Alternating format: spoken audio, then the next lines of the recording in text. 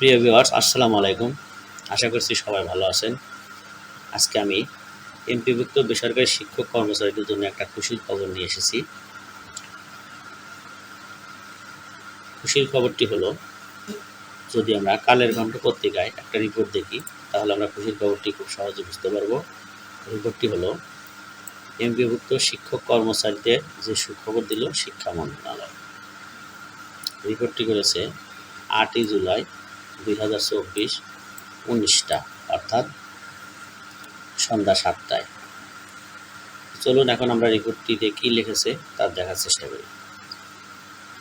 এমপিভুক্ত বেসরকারি শিক্ষক কর্মচারীদের কল্যাণ সুবিধার টাকা প্রাপ্তি সহজতর করার লক্ষ্যে বাংলাদেশ ব্যাংকের তত্ত্বাবধানে পিএল অ্যাকাউন্টে আইবাস প্লাস প্লাসের মাধ্যমে ইএফটি পদ্ধতিতে প্রেরণ করার সিদ্ধান্ত নিয়েছে বেসরকারি শিক্ষক কর্মচারী কল্যাণ ট্রাস্ট কর্তৃপক্ষ। রবিবার 7ই জুলাই সংস্থাটির 11তম বোর্ডের চতুর্থ সভায় এই সিদ্ধান্ত গ্রহণ করা হয়। বিদ্যমান ব্যবস্থায় বেসরকারি শিক্ষক কর্মচারীদের নিকট থেকে সংগৃহীত চাঁদার টাকা সরকারি কোষাগার থেকে মাওসি, মাদ্রাসা ও কারিগরি মহাপরিচালকের অ্যাকাউন্টে জমা হওয়ার পর সে অ্যাকাউন্ট থেকে কল্যাণ ট্রাস্টের নির্ধারিত ব্যাংক অ্যাকাউন্টে ট্রান্সফার করা হতো। পরবর্তীতে কল্যাণ ট্রাস্টের নির্ধারিত ব্যাংক থেকে অবসরপ্রাপ্ত শিক্ষক কর্মচারীদের যার যার অ্যাকাউন্টে ইএফটির মাধ্যমে কল্যাণ সুবিধার টাকা প্রেরণ করা হতো। আইবাস প্লাস প্লাসের সমন্বয়ের ফলে এখন থেকে শিক্ষক কর্মচারীদের চাঁদার টাকা বাংলাদেশ ব্যাংকের তত্ত্বাবধানে কল্যাণ ট্রাস্টের পিএল অ্যাকাউন্টে জমা হয়ে ইএফটির মাধ্যমে স্বয়ংক্রিয়ভাবে সরাসরি আবেদনকারী শিক্ষক কর্মচারীদের ব্যাংক অ্যাকাউন্টে জমা হবে। এতে শিক্ষক কর্মচারীদের কল্যাণ সুবিধার টাকা প্রাপ্তিতে সময় কম লাগবে এবং শিক্ষক কর্মচারীদের সেবার মান আরও সহজতর হবে।